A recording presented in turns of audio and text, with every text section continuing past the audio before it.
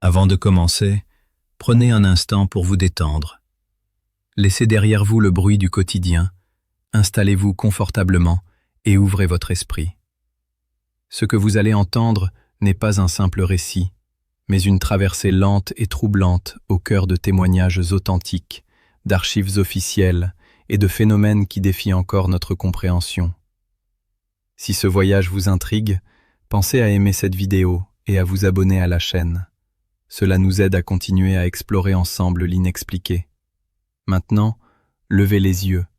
Le ciel européen n'a peut-être jamais été aussi mystérieux. Pendant des siècles, le ciel européen a été perçu comme un espace ordonné, réglé par le mouvement prévisible des étoiles, par le passage régulier des saisons et par la lente rotation des constellations connues.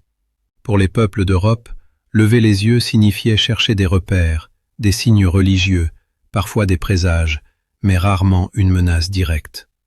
Pourtant, au fil du temps, quelque chose a changé. Sans bruit, sans annonce officielle, le ciel familier a commencé à devenir étrange. Les premiers récits modernes ne parlent pas d'extraterrestres, ni de vaisseaux venus d'autres mondes. Ils parlent de lumière. Des lumières qui apparaissent là où rien ne devrait être visible, qui se déplacent sans logique apparente, qui défient la compréhension intuitive de la vitesse, de la trajectoire et même de la matière. Ces récits émergent dans des villages isolés, au-dessus de champs agricoles, de forêts anciennes, de côtes balayées par le vent. Ils naissent souvent dans la bouche de personnes ordinaires, sans formation scientifique, sans désir de notoriété, parfois même sans les mots nécessaires pour décrire ce qu'elles ont vu. Ce qui frappe immédiatement lorsque l'on rassemble ces témoignages européens, c'est leur banalité humaine. Il ne s'agit pas de chercheurs de sensations fortes, ni de mystiques en quête de révélation. Ce sont des bergers rentrant tard, des conducteurs sur des routes désertes, des pêcheurs observant l'horizon, des familles regardant le ciel depuis leur jardin. Le phénomène s'invite dans des moments de calme, presque d'ennui, lorsque l'esprit est ouvert mais non préparé à l'extraordinaire. Et c'est précisément cette intrusion dans le quotidien qui bouleverse profondément les témoins. Dans ces premières expériences, la peur n'est pas immédiate. Elle vient après. Sur le moment, beaucoup parlent d'étonnement, de fascination silencieuse, parfois même d'une impression de beauté. Une lumière qui pulse lentement, un objet immobile malgré le vent, une forme qui change de couleur sans raison visible. Puis, lorsque l'événement prend fin, lorsque le ciel redevient normal, quelque chose se brise. Le témoin comprend que ce qu'il a vu ne correspond à aucune explication simple. Ni avion, ni étoile, ni phénomène météorologique connu. Le doute s'installe, suivi par une inquiétude plus profonde. Si ce n'était pas explicable, alors qu'était-ce? Ce moment marque le début d'un chemin intérieur. Beaucoup de témoins racontent une phase de silence. Ils n'osent pas parler, par peur du ridicule, par crainte d'être pris pour des rêveurs ou des menteurs. En Europe, où la rationalité et la discrétion sont souvent valorisées, admettre une expérience inexpliquée revient parfois à mettre en danger sa crédibilité sociale. Ainsi, le phénomène commence déjà à se fragmenter. D'un côté, des événements visibles dans le ciel, de l'autre, des expériences intimes, enfermées dans la mémoire de ceux qui les ont vécues. Pourtant, ces récits isolés présentent des motifs communs troublants, des mouvements brusques, des arrêts instantanés, des accélérations impossibles selon les lois de l'aéronautique classique, des changements de couleur allant du blanc éclatant au rouge profond, parfois au bleu ou au vert, une absence quasi totale de bruit, et surtout, une sensation étrange souvent décrite par les témoins, l'impression d'être observé en retour. Non pas de manière agressive, mais comme si une présence silencieuse partageait l'instant. À mesure que ces témoignages se multiplient, un malaise diffus s'installe dans certaines communautés locales. Les conversations changent de ton. On parle à voix basse, on échange des regards entendus. Ce qui n'était qu'un événement isolé devient un sujet récurrent, presque tabou. Dans certains villages, plusieurs personnes affirment avoir vu des choses similaires, à des moments différents, sans s'être concertées. Cette répétition fragilise l'idée d'une simple illusion individuelle. quelque chose semble se produire, de manière sporadique mais persistante. Les autorités locales, lorsqu'elles sont sollicitées, répondent souvent par des explications rassurantes. Exercices militaires, phénomènes atmosphériques rares, erreurs d'interprétation. Ces réponses calment parfois les esprits, mais pas toujours, car certains détails ne collent pas. Des trajectoires impossibles, des durées trop longues, des comportements lumineux qui ne correspondent à aucune technologie connue du grand public. Ainsi naît une fracture subtile entre le discours officiel et l'expérience vécue. Ce premier contact avec l'étrangeté du ciel européen ne crée pas encore une croyance. Il crée une question persistante, parfois obsédante, qui accompagne les témoins pendant des années. Et si notre compréhension du monde était incomplète? Cette question devient le fil invisible qui relie toutes les histoires à venir. Elle traverse les décennies, les frontières, les cultures. Elle ne demande pas de réponse immédiate, seulement le droit d'exister. C'est dans ce climat d'incertitude silencieuse que le phénomène des objets volants non identifiés commence réellement à prendre racine en Europe. Non pas comme une invasion spectaculaire, mais comme une série de fissures dans le réel. Des fissures discrètes, presque polies, mais suffisamment profondes pour ébranler des certitudes anciennes. Le ciel est toujours là, familier en apparence. Pourtant, pour ceux qui ont vu, il ne sera plus jamais tout à fait le même. Dans le prochain bloc, nous quitterons cette vision générale pour entrer dans l'intimité des témoins, là où l'expérience ne se mesure plus en lumière et en distance, mais en peur, en doute et en transformations personnelles irréversibles. La peur silencieuse des témoins ordinaires. Lorsque l'observation s'achève et que le ciel reprend son apparence habituelle, le phénomène ne disparaît pas pour autant. Il change simplement de forme. Il quitte l'espace aérien pour s'installer dans l'esprit humain. C'est ici que commence la véritable histoire, celle que les radars ne peuvent pas enregistrer et que les archives peinent à saisir. L'histoire intérieure des témoins ordinaires. Ces femmes et ces hommes ne se définissent pas comme des observateurs du paranormal. Avant l'événement, ils n'avaient souvent aucun intérêt particulier pour les phénomènes aériens inexpliqués. Leur vie était structurée par des routines simples, travail, famille, obligations sociales. C'est précisément cette normalité qui rend leur expérience si déstabilisante, car ce qu'ils ont vu ne s'insère dans aucun cadre mental existant. Il ne s'agit pas seulement d'un objet étrange, mais d'une rupture brutale avec la logique quotidienne. La première réaction, après l'étonnement initial, est presque toujours le doute de soi. Les témoins se demandent s'ils ont bien vu, s'ils n'ont pas mal interprété un phénomène banal. Ils repassent la scène encore et encore, modifiant inconsciemment des détails, cherchant une faille qui permettrait de refermer l'expérience dans une explication rassurante. Cette phase peut durer des heures, parfois des années. Elle est marquée par une tension intérieure constante, croire ce que l'on a vu ou préserver une vision du monde stable et socialement acceptable. Très vite, la peur s'installe, mais elle n'est pas spectaculaire. Ce n'est pas une panique immédiate, ni une terreur viscérale. C'est une peur diffuse, sourde, presque honteuse. La peur de ne pas être cru. La peur de passer pour quelqu'un d'irrationnel. En Europe, où le regard des autres et la crédibilité personnelle jouent un rôle important dans la vie sociale, cette crainte est particulièrement forte. Beaucoup choisissent donc le silence. Ce silence n'est pas vide. Il est rempli de questions non posées, de nuits agitées, de regards levés vers le ciel avec appréhension. Certains témoins développent une hypersensibilité à leur environnement. Le moindre bruit nocturne, la moindre lumière inhabituelle provoque une alerte immédiate. Leur rapport au ciel change profondément. Ce qui était autrefois neutre ou poétique devient un espace chargé de possibilités inquiétantes. Chez certains, cette expérience déclenche une remise en question existentielle. Si quelque chose d'aussi étrange peut se produire sans avertissement, alors que vaut notre sentiment de contrôle sur le monde? Cette pensée peut être profondément déstabilisante. Elle fragilise des certitudes anciennes, parfois religieuses, parfois scientifiques, parfois simplement personnelles. Les témoins ne deviennent pas nécessairement croyants ou sceptiques. ils deviennent incertains. Et cette incertitude est difficile à porter. Il arrive que le témoin tente de se confier à un proche. Souvent, ce premier aveu est maladroit, incomplet, presque testé. On observe la réaction de l'autre avec une attention extrême.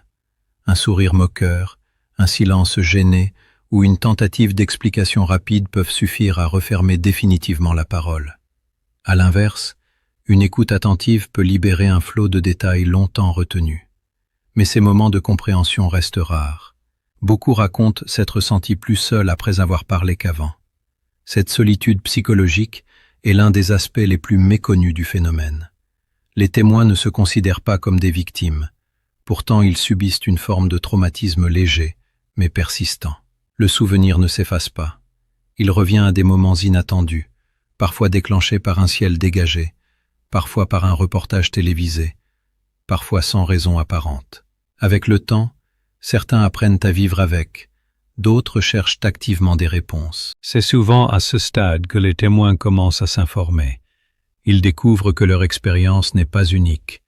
Ils lisent d'autres récits, parfois très proches du leur, provenant de régions différentes, de pays voisins, voire d'époques différentes.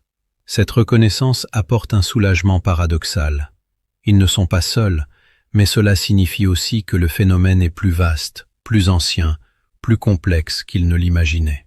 Pour certains, cette prise de conscience devient une motivation. Ils veulent comprendre, témoigner, parfois prévenir. Ils acceptent alors de sortir du silence malgré les risques sociaux. Leur motivation n'est pas la célébrité, mais un besoin de cohérence intérieure. Raconter ce qu'ils ont vécu leur permet de reprendre une forme de contrôle sur une expérience qui leur a échappé. Pourtant, ce choix n'est jamais facile. Chaque témoignage public est un acte de courage discret. Il existe aussi des témoins dont la peur prend une autre forme. Non pas la peur sociale, mais la peur d'une présence inconnue.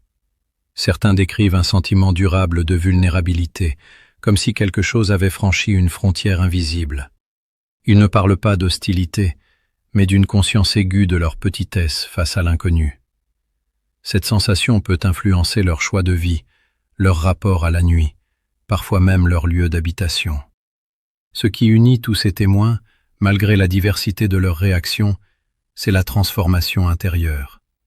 Aucun d'eux ne ressort totalement indemne de l'expérience. Même ceux qui parviennent à rationaliser ce qu'ils ont vu admettent que quelque chose a changé. Leur regard sur le monde est plus prudent, plus nuancé. Ils savent désormais que tout ne se laisse pas facilement classer. Ainsi, avant même d'entrer dans les dossiers militaires, les radars ou les archives officielles, le phénomène des objets volants non identifiés en Europe s'enracine profondément dans l'humain.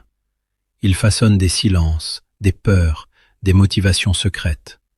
Il crée une communauté invisible de personnes liées non par une croyance, mais par une expérience partagée de l'inexpliqué. Dans le prochain bloc, nous quitterons ces récits intimes pour pénétrer dans un lieu précis, où des témoins ne furent pas des civils isolés, mais des militaires entraînés, confrontés eux aussi à un événement qu'aucun protocole n'avait prévu. C'est dans ce climat d'incertitude silencieuse que le phénomène des objets volants non identifiés commence réellement à prendre racine en Europe. Non pas comme une invasion spectaculaire, mais comme une série de fissures dans le réel. Des fissures discrètes, presque polies, mais suffisamment profondes pour ébranler des certitudes anciennes. Le ciel est toujours là, familier en apparence. Pourtant, pour ceux qui ont vu, il ne sera plus jamais tout à fait le même. Dans le prochain bloc, nous quitterons cette vision générale pour entrer dans l'intimité des témoins, là où l'expérience ne se mesure plus en lumière et en distance, mais en peur, en doute et en transformation personnelle irréversible. Forêt de Rendlesham. À la fin du XXe siècle, alors que l'Europe vit encore sous l'ombre longue de la guerre froide, certains lieux portent en eux une tension particulière. Des zones surveillées, militarisées, où chaque mouvement est contrôlé, chaque anomalie consignée. La forêt de Rendlesham, située dans l'est de l'Angleterre, en est un exemple parfait. En apparence, il ne s'agit que d'une étendue boisée paisible, composée de pins et de chemins sablonneux. Pourtant, Derrière cette tranquillité se cache l'un des épisodes les plus troublants de l'histoire européenne des phénomènes aériens non identifiés. La particularité de Rendlesham tient à sa proximité immédiate avec 2 bases aériennes utilisées conjointement par les forces britanniques et américaines. Ces installations abritaient du personnel hautement qualifié, formé à reconnaître les aéronefs, les trajectoires balistiques et les phénomènes atmosphériques inhabituels. Autrement dit, les témoins qui se trouvent là ne sont ni naïfs, ni enclins à l'imagination. Leur quotidien est régi par des protocoles stricts, où chaque événement doit être analysé, classifié, expliqué. C'est précisément ce cadre rigoureux qui rend ce qui s'y est produit si déstabilisant. Lorsque les premières lumières sont signalées au-dessus de la forêt, la réaction initiale reste conforme aux procédures. On évoque des objets en chute, des balises, éventuellement un aéronef civil en difficulté. Des patrouilles sont envoyées sur place, non par curiosité mais par obligation professionnelle. Ce qui va suivre va pourtant ébranler des certitudes solidement ancrées. Les militaires qui pénètrent dans la forêt décrivent une atmosphère étrange, difficile à formuler avec un langage technique. Le silence est inhabituel, presque oppressant. Les communications radio connaissent des perturbations. Certains parlent d'une lumière intense filtrant entre les arbres, d'une source lumineuse stable mais non identifiable. Il ne s'agit pas d'un flash, ni d'un faisceau directionnel. La lumière semble exister par elle-même, sans origine visible. Au fil de l'approche, les perceptions se précisent. Plusieurs témoins rapportent la présence d'un objet structuré, de forme compacte, reposant ou flottant à faible hauteur. Sa surface ne ressemble à aucun matériau connu. Elle ne réfléchit pas la lumière de manière classique, mais semble l'absorber partiellement. Certains décrivent des symboles, d'autres des marques géométriques, sans pouvoir en déterminer la nature ou la fonction. Aucun bruit mécanique n'est perçu, aucun souffle, aucune chaleur intense. La réaction émotionnelle des militaires est un élément central de cette histoire. Contrairement aux civils, ils ont reçu un entraînement spécifique pour gérer le stress et les situations imprévues. Pourtant, plusieurs d'entre eux décrivent un sentiment de malaise profond, une impression de vulnérabilité inhabituelle. Ce n'est pas la peur d'une attaque, mais celle d'une incompréhension totale. Face à cet objet, leurs compétences habituelles semblent inutiles. L'un des aspects les plus marquants du cas de Rendlesham est la multiplicité des témoins. Il ne s'agit pas d'un individu isolé, mais de plusieurs personnes, à des moments différents, parfois à des distances variées, décrivant des éléments cohérents. Cette cohérence pose un problème majeur à toute tentative de disqualification rapide. Les récits convergent sur les mouvements impossibles de l'objet, sa capacité à disparaître brutalement, puis à réapparaître ailleurs, comme s'il ignorait les contraintes physiques classiques. Après l'événement, la machine administrative se met en marche. Des rapports sont rédigés, des auditions menées, des hiérarchies informées. C'est ici que le phénomène change de nature. Ce qui était une expérience vécue devient un dossier. Et comme souvent dans ce type de situation, une distance se crée entre ce qui a été vu et ce qui est officiellement consigné. Certains détails sont minimisés, d'autres reformulés dans un langage plus neutre, plus acceptable. Pour les témoins directs, cette phase est parfois plus difficile que l'événement lui-même. Ils ont vécu quelque chose d'inexplicable, et ils constatent que le système auquel ils appartiennent ne sait pas comment l'intégrer. Certains ressentent une forme de frustration, voire de trahison. Leur loyauté institutionnelle se heurte à leur mémoire personnelle. Ils doivent continuer leur service, tout en portant un secret que peu sont prêts à entendre. Avec le temps, le cas de Rendlesham acquiert une réputation particulière. Il devient un point de référence, souvent comparé à d'autres événements militaires majeurs dans le monde. Mais pour ceux qui étaient présents, il reste avant tout une expérience humaine. Beaucoup témoignent d'un changement durable dans leur perception du réel. Leur vision du ciel, de la technologie, de la place de l'humanité dans l'univers se complexifie. Ils ne prétendent pas savoir ce qu'ils ont vu, mais ils savent ce que ce n'était pas. Ce cas met en lumière un aspect fondamental du phénomène européen. Lorsque l'inexpliqué surgit dans un environnement hautement contrôlé, il ne disparaît pas sous le poids de la discipline. Au contraire, Il révèle les limites mêmes de cette discipline. Rendlesham n'est pas seulement une forêt où des lumières étranges ont été observées. C'est un lieu où la frontière entre le connu et l'inconnu s'est brièvement effondrée, sous les yeux de ceux qui étaient censés tout comprendre. Cette histoire agit comme un pivot dans notre fil narratif. Elle montre que le phénomène ne se limite ni à des illusions individuelles, ni à des récits folkloriques. Il touche aussi les structures les plus rationnelles, les plus organisées. Et si même là, aucune réponse claire n'émerge, alors la question devient plus vaste, plus dérangeante. Dans le prochain bloc, nous quitterons les bases militaires britanniques pour revenir sur le sol français, dans un village ordinaire, où l'inexpliqué a laissé non seulement des souvenirs, mais aussi des traces matérielles étudiées par la science elle-même. Trans en Provence. Au cœur du sud de la France, loin des bases militaires et des zones stratégiques, se trouve un village ordinaire, entouré de collines, de champs et de routes secondaires. Trans en Provence n'a rien d'un lieu mythique. Et c'est précisément cette banalité qui rend ce qui s'y est produit profondément dérangeant. Ici, le phénomène ne s'est pas contenté d'apparaître dans le ciel. Il a semblé entrer en contact avec le sol, laissant derrière lui des traces concrètes, mesurables, impossibles à ignorer. L'histoire commence de manière simple, presque insignifiante. Un homme, seul, vacant à ses occupations quotidiennes, entend un bruit inhabituel. Ce n'est ni une explosion, ni le passage identifiable d'un avion. C'est un son bref, étrange, difficile à décrire. En levant les yeux, il aperçoit un objet qu'il ne parvient pas à reconnaître. Sa forme ne correspond à rien de connu. L'observation est courte, mais suffisamment précise pour marquer durablement sa mémoire. L'objet se déplace, puis disparaît, laissant derrière lui un silence lourd. Ce qui distingue ce cas de tant d'autres, c'est la suite immédiate. En se rendant sur les lieux supposés de l'atterrissage ou du contact, le témoin découvre des marques visibles dans le sol, des traces circulaires, une végétation altérée, comme si quelque chose avait exercé une pression inhabituelle. Contrairement à de nombreux récits reposant uniquement sur la perception humaine, ici, l'environnement semble lui aussi avoir réagi à l'événement.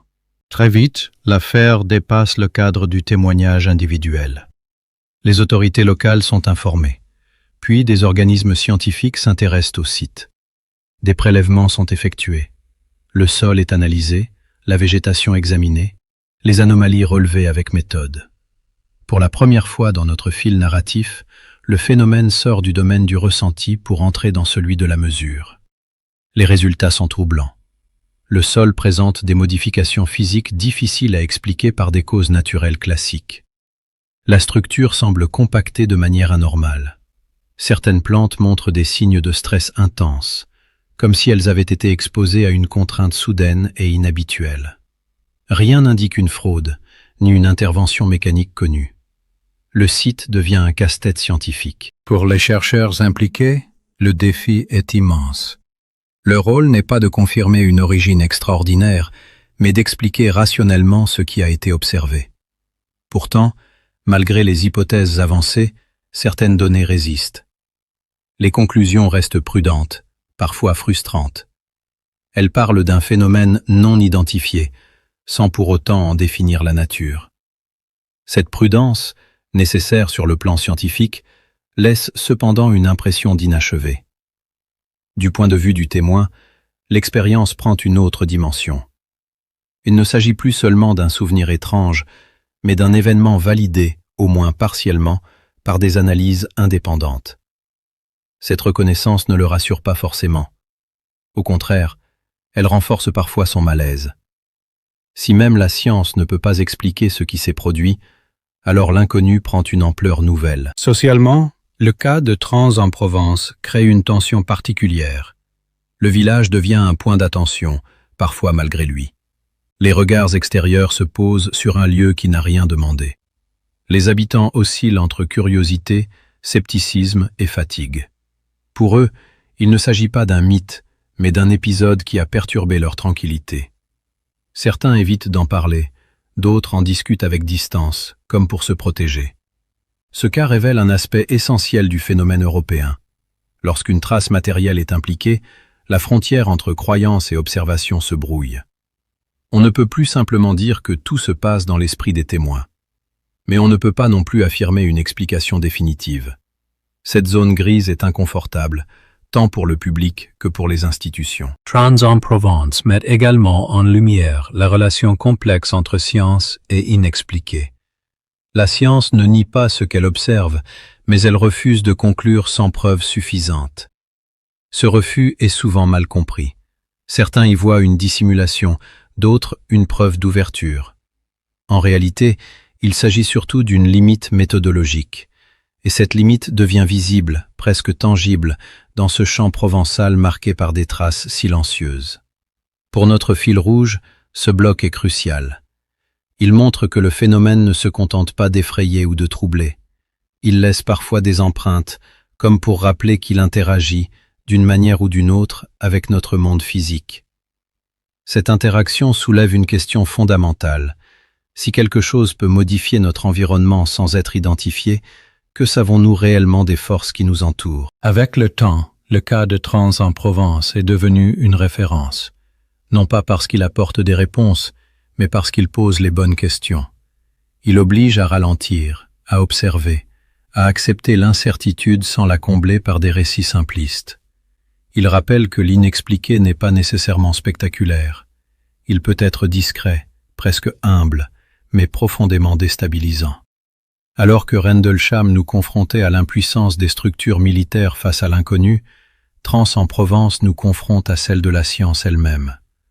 Deux piliers de la rationalité moderne, chacun mis à l'épreuve par des manifestations qui échappent à leurs cadres habituels. Le phénomène semble ainsi se déplacer, changeant de visage selon le contexte, mais conservant toujours son caractère insaisissable. Dans le prochain bloc, nous quitterons le sud de la France pour nous rendre plus au nord, dans une vallée où des lumières étranges ne se sont pas contentées d'apparaître une fois, mais reviennent régulièrement, transformant la région entière en un laboratoire à ciel ouvert. Cette histoire agit comme un pivot dans notre fil narratif. Elle montre que le phénomène ne se limite ni à des illusions individuelles, ni à des récits folkloriques. Il touche aussi les structures les plus rationnelles, les plus organisées. Et si même là, aucune réponse claire n'émerge, alors la question devient plus vaste, plus dérangeante. Dans le prochain bloc, nous quitterons les bases militaires britanniques pour revenir sur le sol français, dans un village ordinaire, où l'inexpliqué a laissé non seulement des souvenirs, mais aussi des traces matérielles étudiées par la science elle-même. Hessdalen. Au nord de l'Europe, loin des villages provençaux et des forêts britanniques, s'étend une vallée étroite, encerclée de montagnes, battue par le froid et le silence. Hessdalen pourrait sembler insignifiante sur une carte. Peu d'habitants, peu de passages, une nature austère. Et pourtant, c'est ici que le phénomène change encore de visage. À Hessdalen, l'inexpliqué ne se manifeste pas comme un événement unique et traumatisant, mais comme une présence récurrente, presque familière, qui défie toute tentative de normalisation. Contrairement au cas précédent, l'histoire de cette vallée ne commence pas par un témoin isolé, mais par une accumulation progressive d'observations. Des habitants remarquent des lumières apparaissant régulièrement au-dessus de la vallée, parfois stationnaires, parfois en mouvement. Elles surgissent sans avertissement, flottent dans l'air, changent de couleur, puis disparaissent. Ces manifestations ne suivent pas un schéma clair.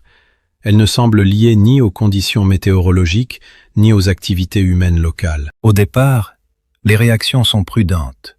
Les habitants de Hessdalen sont peu nombreux, habitués à vivre avec la nature et ses caprices.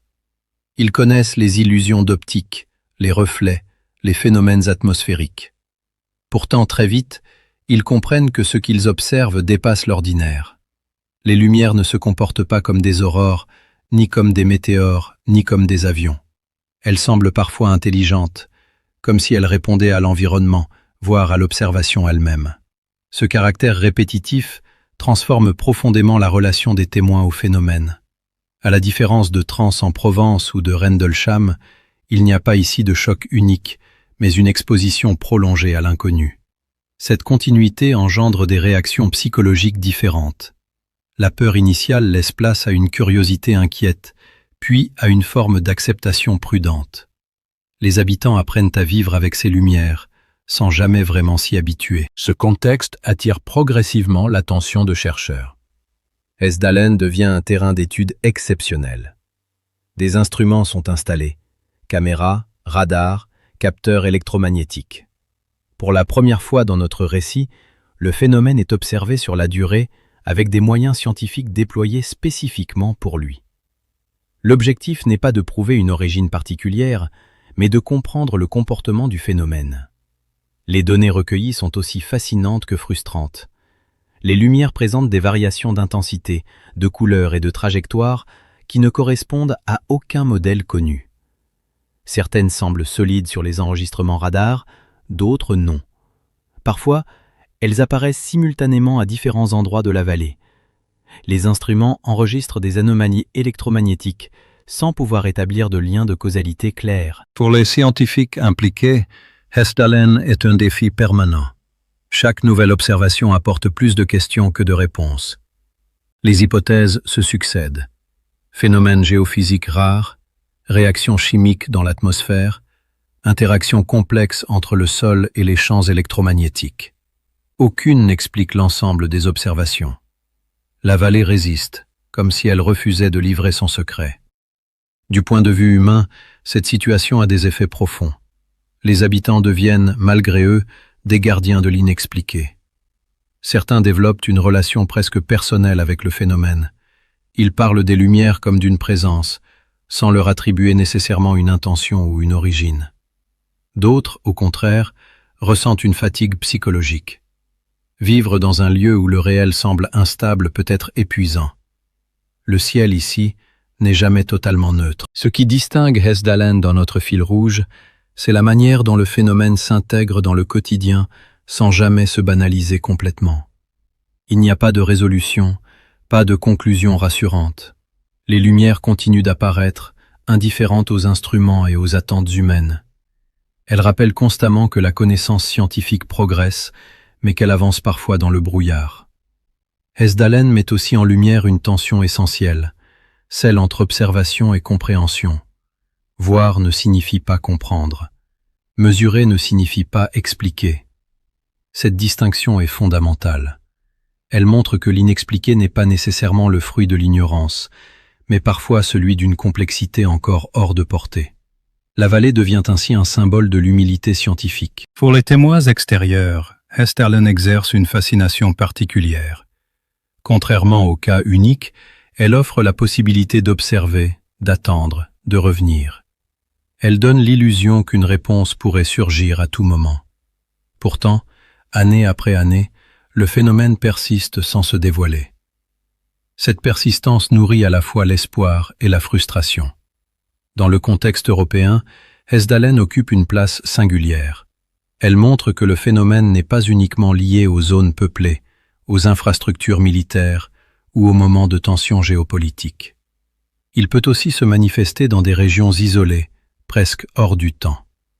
Cela élargit considérablement le champ des hypothèses et renforce l'idée que nous sommes face à quelque chose de transversal, qui échappe aux catégorisations simples. Ce bloc renforce le fil narratif central.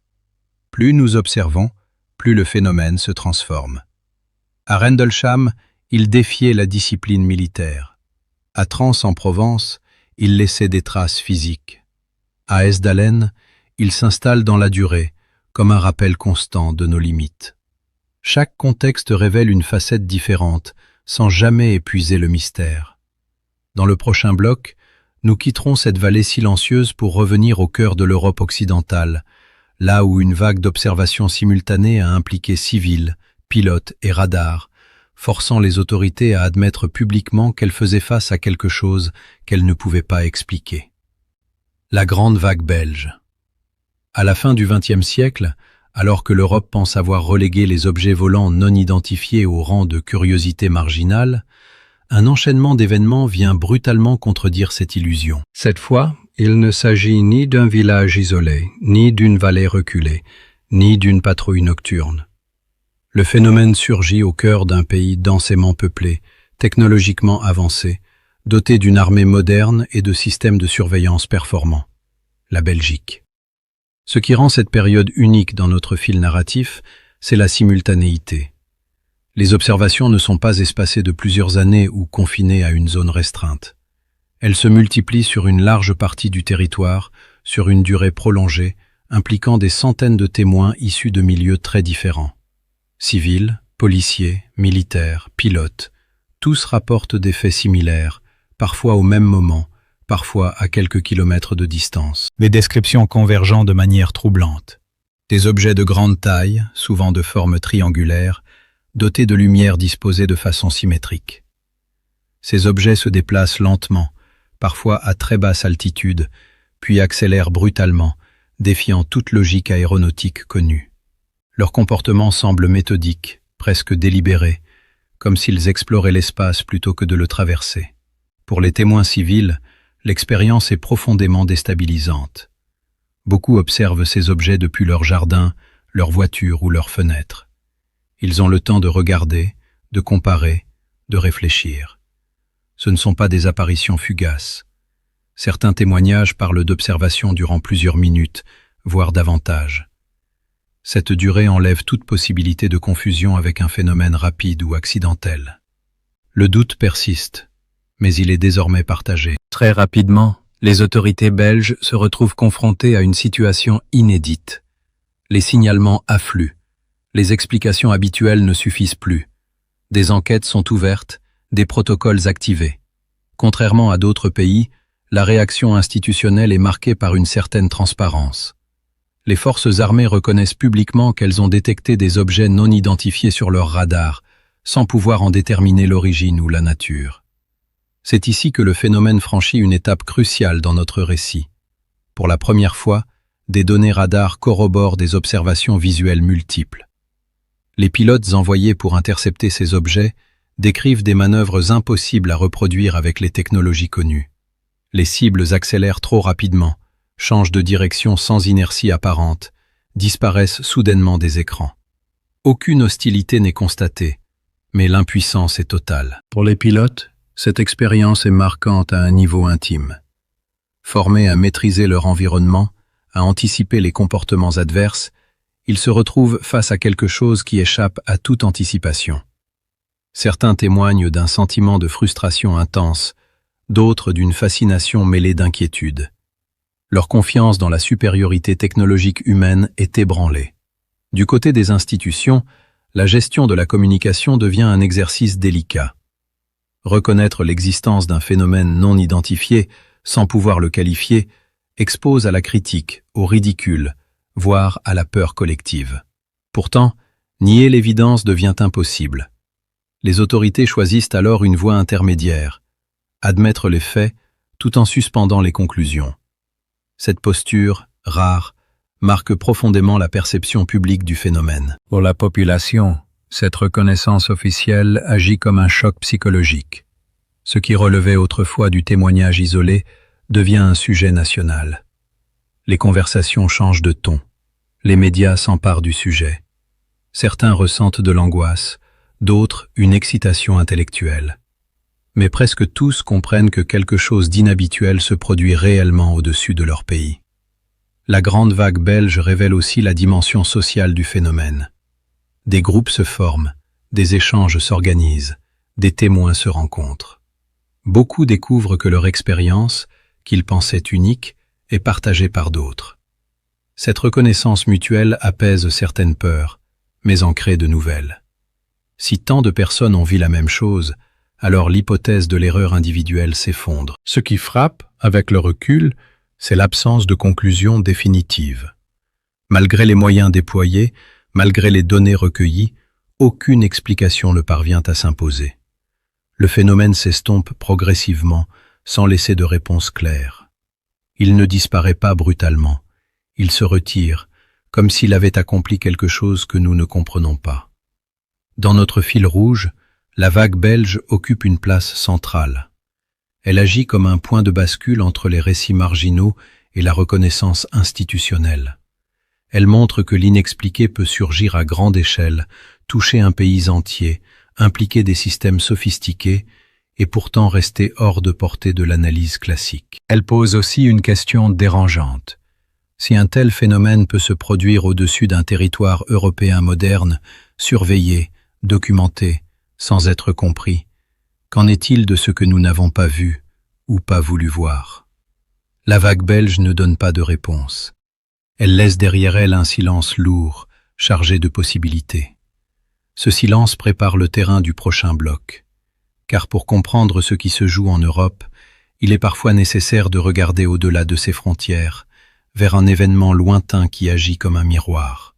Un épisode où la peur a été plus directe, plus physique, et qui permet de mieux saisir ce que le phénomène pourrait provoquer s'il franchissait un seuil supplémentaire. Ce bloc renforce le fil narratif central. Plus nous observons, plus le phénomène se transforme. À Rendlesham, il défiait la discipline militaire.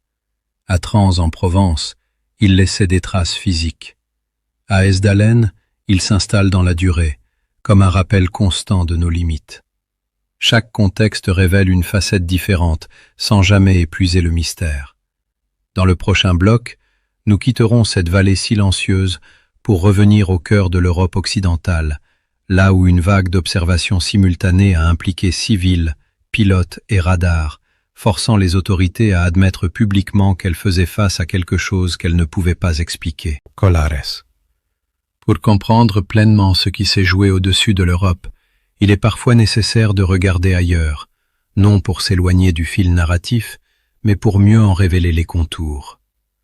L'épisode de Colares, bien qu'il se soit déroulé hors du continent européen, agit comme un miroir inquiétant. Il permet de saisir ce que le phénomène pourrait devenir lorsque la distance entre observation et interaction se réduit dangereusement. À Colares, le phénomène ne se contente pas d'être vu, il est vécu corporellement. Les témoins ne parlent plus seulement de lumière ou d'objets silencieux dans le ciel, mais d'effets directs sur leur propre corps. Cette différence est fondamentale. Là où l'Europe a surtout connu la peur psychologique, l'incertitude et la remise en question, Colares introduit la notion de vulnérabilité physique face à l'inexpliqué. Les récits évoquent des lumières se déplaçant de manière autonome, souvent décrites comme intelligentes dans leur comportement. Elles semblent observer, approcher, parfois suivre les habitants. La peur prend ici une forme plus immédiate. Les témoins ne lèvent plus les yeux par curiosité, mais par inquiétude. Le ciel devient une source de menaces potentielles. Cette inversion du rapport à l'espace aérien est brutale. Ce qui frappe, c'est la réaction collective. À Colares, les habitants ne vivent pas ces événements de manière isolée. La peur se diffuse rapidement dans la communauté. Les nuits deviennent angoissantes, les rues se vident après le coucher du soleil. Contrairement au cas européen, où le silence et le doute individuel dominent, ici, la parole circule, portée par l'urgence. Les témoignages se multiplient, se croisent, se confirment. L'implication des autorités change également de nature. Face à des signalements massifs et à des symptômes physiques rapportés par les habitants, une réponse officielle devient inévitable. Le phénomène sort du cadre du simple mystère pour entrer dans celui de la crise. Cette réaction contraste fortement avec la prudence européenne, souvent marquée par la distance et la temporisation. Pourquoi évoquer Colares dans une histoire centrée sur l'Europe? Parce que cet épisode éclaire une possibilité extrême. Il montre jusqu'où le phénomène pourrait aller si certaines barrières invisibles venaient à tomber.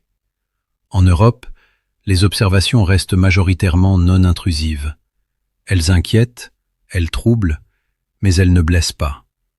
Colares rappelle que cette retenue n'est peut-être pas une règle universelle. Ce bloc agit donc comme un avertissement narratif. Il ne s'agit pas d'affirmer que l'Europe a été épargnée par hasard, ni de suggérer une intention unique derrière le phénomène. Il s'agit de montrer que les manifestations varient selon les contextes, les lieux, peut-être même selon les réactions humaines. Le phénomène semble s'adapter, tester, observer à son tour. Pour le spectateur européen, Colares introduit une question inconfortable. Et si ce que nous avons observé n'était qu'une phase préliminaire? Et si les lumières silencieuses, les objets distants, les trajectoires impossibles n'étaient qu'une forme de contact minimal, une manière de se manifester sans provoquer de panique immédiate? Cette hypothèse, sans être affirmée, s'impose comme une possibilité à considérer. Dans le fil rouge de notre récit, Collares renforce l'idée que le phénomène n'est pas uniforme. Il possède plusieurs visages, tantôt distants, tantôt proches, tantôt passifs, tantôt interactifs. Cette diversité complique toute tentative de classification simple.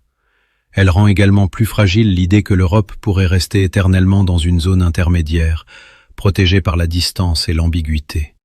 Ce détour hors d'Europe n'est donc pas une rupture, mais un approfondissement.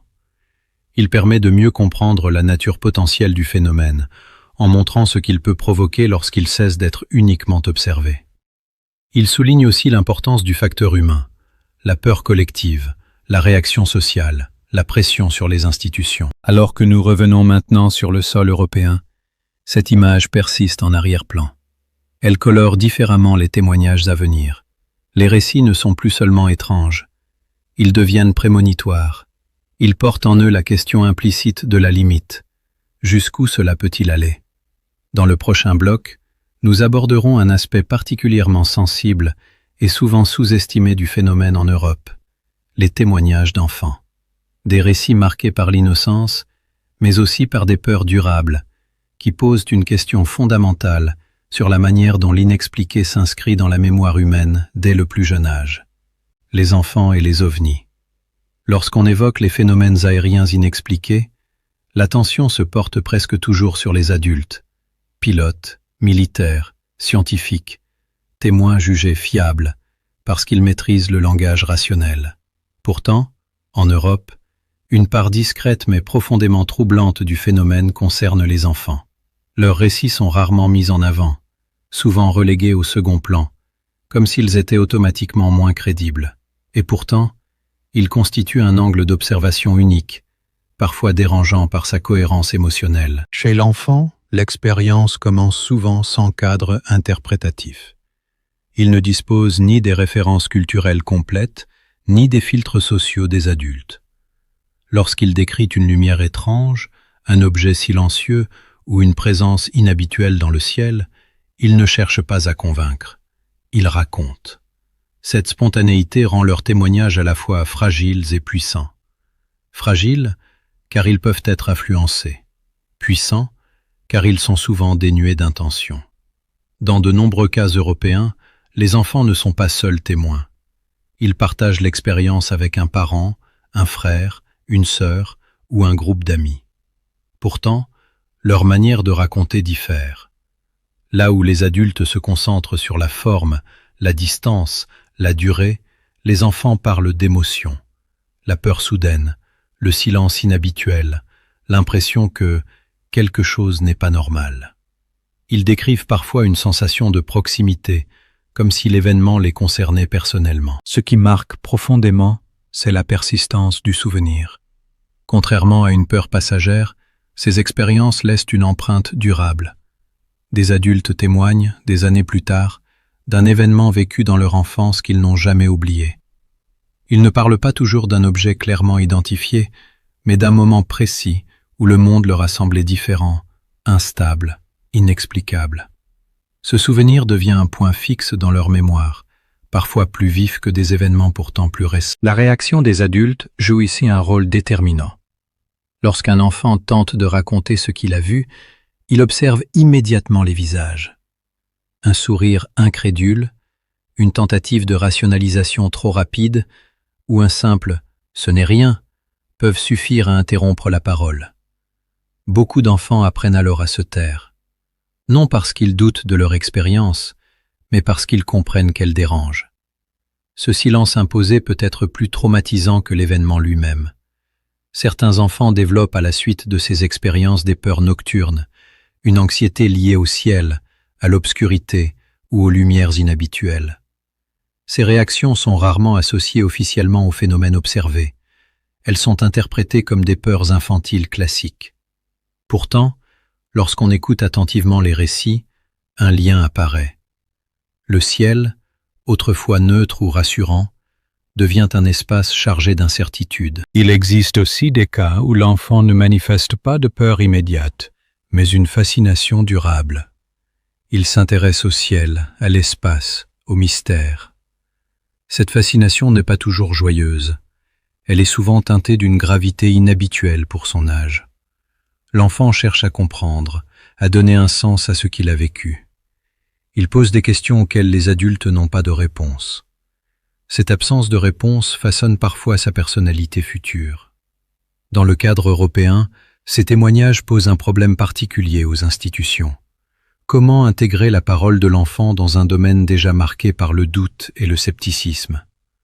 La plupart du temps, ces récits ne sont pas consignés officiellement.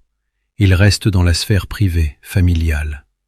Pourtant, lorsqu'on les met en parallèle avec des observations adultes survenues au même moment et dans la même région, des correspondances apparaissent. Ce qui rend ces témoignages si dérangeants, ce n'est pas leur précision technique, mais leur cohérence émotionnelle. Les enfants décrivent souvent un sentiment d'étrangeté profonde, une impression que quelque chose observe. Ils ne parlent pas nécessairement de menaces, mais d'une rupture dans la normalité. Cette perception rejoint de manière étonnante celle de nombreux adultes, mais exprimée avec des mots plus simples, plus directs. Avec le temps, beaucoup de ces enfants deviennent des adultes silencieux. Ils gardent leur expérience pour eux, convaincus qu'elle n'a pas sa place dans un monde rationnel. Certains ne la racontent qu'à un âge avancé, lorsqu'ils estiment n'avoir plus rien à perdre socialement. Leur témoignage est alors teinté de recul, mais l'émotion reste intacte. Ils parlent encore de cette nuit, de cette lumière, de ce moment où tout a basculé. Dans notre fil rouge, ce bloc rappelle une vérité essentielle. Le phénomène ne choisit pas ses témoins en fonction de leur statut, de leur formation ou de leur crédibilité perçue. Il traverse les âges, touche les plus jeunes comme les plus aguerris. Et chez l'enfant, il laisse parfois une empreinte plus profonde encore, car elle se forme avant que les mécanismes de défense rationnelle ne soient pleinement en place. Ces récits obligent à poser une question délicate. Si le phénomène s'inscrit si tôt dans la mémoire humaine, quel impact a-t-il sur notre construction psychologique? Est-il simplement un événement extérieur, ou devient-il une part intégrante de l'identité de ceux qui l'ont vécu?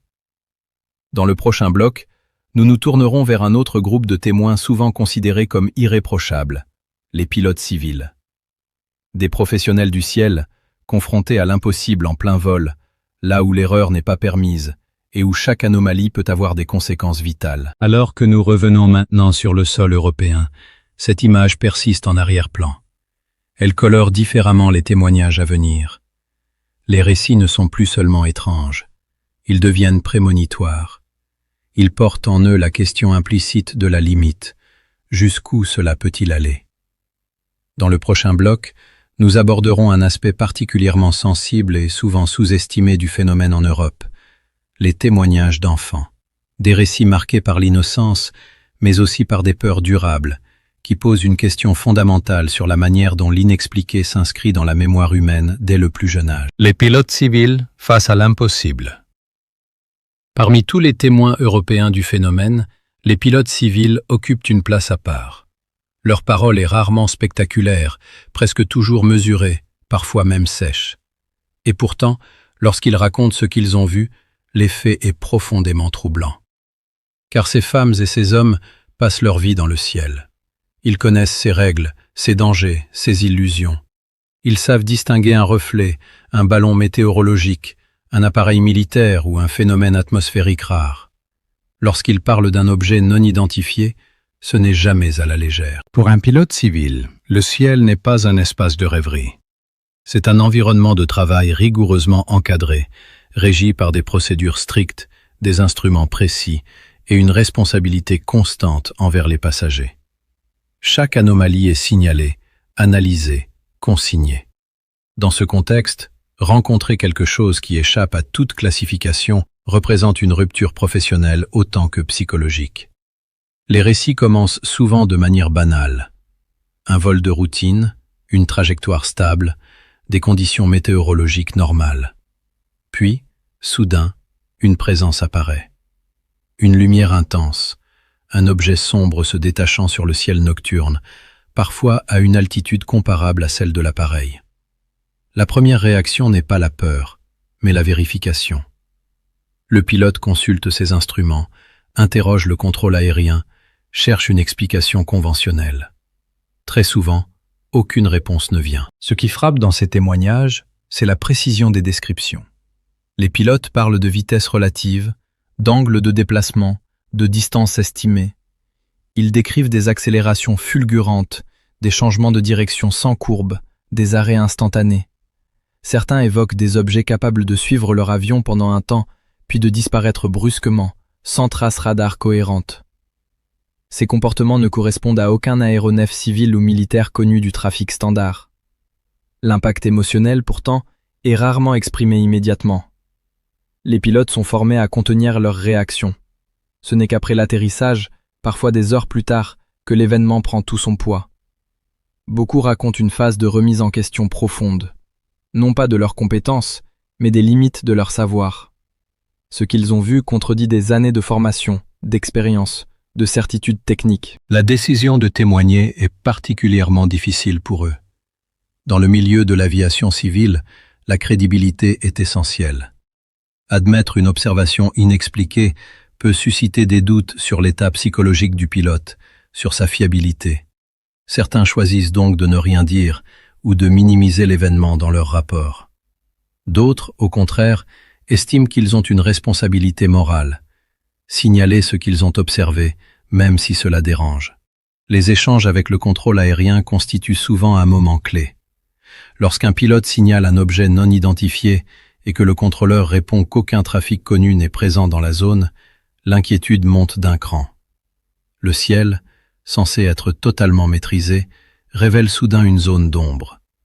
Cette prise de conscience est profondément déstabilisante pour des professionnels dont la mission repose sur la sécurité absolue. Certains pilotes décrivent aussi des effets secondaires subtils, perturbations instrumentales temporaires, comportement inhabituel des systèmes de navigation sans défaillance durable constatée.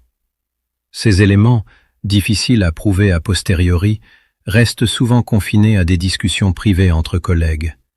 Ils alimentent une culture orale discrète, presque clandestine, au sein de la profession.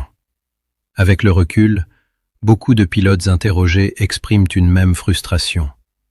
Ils ne cherchent pas à donner une explication extraordinaire. Ils aimeraient, au contraire, une réponse rationnelle, même décevante. Mais cette réponse ne vient pas. L'événement reste classé comme non identifié, suspendu dans un espace inconfortable entre expériences vécues et absence de conclusion. Dans le cadre européen, ces témoignages renforcent considérablement le fil rouge de notre récit. Après les civils, les enfants, les scientifiques et les militaires, voici des professionnels du ciel qui, eux aussi, rencontrent les limites du connu. Le phénomène ne se cantonne pas à des zones marginales ou à des profils atypiques. Il s'invite au cœur même des systèmes les plus réglementés. Pour certains pilotes, cette expérience modifie durablement leur rapport au métier. Ils continuent de voler, bien sûr, mais avec une conscience nouvelle. Le ciel n'est plus seulement un espace cartographié et contrôlé. Il devient un lieu où l'inattendu peut surgir à tout moment. Cette pensée ne provoque pas toujours de peur, mais une forme de respect inquiet, presque philosophique. Ce bloc marque une transition importante. Jusqu'ici, nous avons observé comment le phénomène affecte des individus et des groupes spécifiques. Dans le prochain chapitre, nous élargirons encore le cadre pour examiner la réaction des forces armées européennes dans leur ensemble. Non plus face à un événement isolé, mais face à une accumulation de signaux qu'il devient impossible d'ignorer. Les forces armées européennes. Lorsque les observations inexpliquées cessent d'être isolées et qu'elles impliquent des civils, des pilotes et parfois des infrastructures sensibles, les forces armées n'ont plus le luxe de l'indifférence. En Europe, leur rôle face au phénomène des objets volants non identifiés a longtemps été discret, parfois volontairement opaque. Pourtant, derrière cette façade de silence, une réalité plus complexe se dessine, celle d'institutions contraintes d'observer, d'analyser et de consigner des événements qui ne rentrent dans aucun cadre stratégique connu. Pour une armée moderne, tout ce qui pénètre l'espace aérien sans identification claire constitue un problème de sécurité. Les protocoles sont précis: détection, identification, interception si nécessaire. Mais le phénomène vient perturber cette logique. Les objets observés ne suivent pas les trajectoires habituelles, ne répondent pas aux communications, et surtout, ne manifestent aucune intention hostile identifiable. Ils semblent indifférents aux démonstrations de force, comme s'ils opéraient selon des règles qui leur sont propres. Les rapports internes évoquent souvent une difficulté majeure, l'impossibilité de classer. Ni aéronef ennemi, ni appareil civil, ni phénomène naturel reconnu. Cette absence de catégorie opérationnelle crée un vide inconfortable. Les militaires sont formés à agir face à des menaces définies. Face à l'inconnu pur, leur marge de manœuvre se réduit considérablement. Intervenir sans comprendre peut aggraver la situation. Ne rien faire expose à l'accusation de négligence. Ce dilemme se retrouve dans de nombreux pays européens, chacun avec sa culture stratégique propre. Certains privilégient la discrétion absolue, estimant que l'absence de menace directe justifie le silence. D'autres choisissent une reconnaissance minimale des faits, sans interprétation. Dans tous les cas, une constante apparaît, la prudence extrême. Le phénomène est observé, documenté, mais rarement exposé au grand public dans toute sa complexité. Pour les militaires impliqués directement, l'expérience est souvent marquante. À l'image des pilotes civils, ils sont confrontés à des objets capables de manœuvres impossibles, d'apparitions soudaines, de disparitions sans trace. Mais à cette surprise s'ajoute une pression institutionnelle forte. Le témoignage doit être formulé avec précision, sans spéculation, sans émotion apparente. Ce cadre formel peut accentuer le sentiment de décalage entre ce qui est vécu et ce qui est écrit. Certains militaires racontent, en privé, une frustration profonde. Ils ont choisi une carrière fondée sur la maîtrise technologique et stratégique. Or, ces événements révèlent des limites inquiétantes. Les systèmes les plus avancés ne suffisent pas toujours. Les radars détectent parfois des anomalies sans pouvoir les suivre. Les interceptions échouent sans combat, sans contact, sans explication. Cette impuissance, rarement avouée publiquement, laisse des traces durables. Un autre aspect essentiel concerne la hiérarchie. Tous les rapports ne remontent pas au même niveau. Certains restent confinés à des cercles restreints, classifiés, archivés sans suite. Cette fragmentation de l'information empêche une vision globale du phénomène. Chaque pays, chaque unité, possède ses propres dossiers, ses propres incidents. Le phénomène est ainsi morcelé, dilué dans des structures administratives complexes. Cette dispersion contribue à l'absence de réponse claire. Aucun centre unique, aucune coordination européenne globale ne semble avoir été mise en place sur le long terme pour traiter le phénomène comme un tout.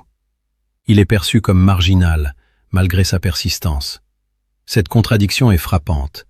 Un phénomène jugé suffisamment sérieux pour être surveillé, mais pas assez pour être centralisé. Dans le fil rouge de notre récit, le rôle des forces armées européennes souligne une tension fondamentale. D'un côté, la nécessité de protéger l'espace aérien et la population. De l'autre, l'impossibilité d'identifier clairement ce qui est observé. Cette tension engendre une posture d'attente, presque passive, où l'on documente sans comprendre, où l'on classe sans conclure. Ce bloc révèle aussi une dimension humaine souvent ignorée, celle des militaires confrontés à l'inconnu. Derrière les uniformes, il y a des individus qui, comme les civils, doutent, s'interrogent, parfois s'inquiètent. La différence réside dans leur silence forcé. Leur parole est encadrée, filtrée, parfois étouffée par des considérations de sécurité nationale. À mesure que les années passent, ces expériences s'accumulent dans les archives. Elles forment une masse silencieuse de données, d'observations, de notes techniques. Ce sont ces archives, longtemps inaccessibles, qui vont devenir un élément clé de notre histoire. Car lorsque certaines d'entre elles commencent à être ouvertes, un nouveau visage du phénomène apparaît, plus précis, mais tout aussi dérangeant. Dans le prochain bloc, nous franchirons la porte de ces dossiers longtemps scellés. Nous verrons ce que révèlent les archives ouvertes trop tard et comment ces documents officiels transforment notre compréhension ou notre incompréhension des objets volants non identifiés au-dessus de l'Europe. Ce bloc marque une transition importante. Jusqu'ici, nous avons observé comment le phénomène affecte des individus et des groupes spécifiques. Dans le prochain chapitre, nous élargirons encore le cadre pour examiner la réaction des forces armées européennes dans leur ensemble. Non plus face à un événement isolé, mais face à une accumulation de signaux qu'il devient impossible d'ignorer. Les archives ouvertes trop tard. Pendant des décennies, le phénomène a laissé des traces écrites. Des rapports succincts, des notes techniques, des comptes rendus d'intervention, des courriers internes. Rien de spectaculaire en apparence. Pas de révélations fracassantes, pas de preuves définitives.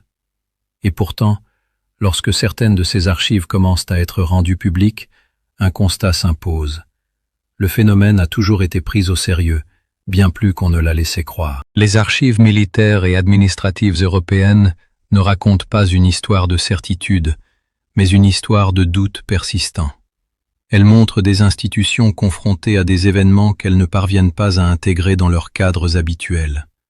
Chaque dossier ouvert est le témoignage d'un moment précis où la réalité a résisté à l'analyse.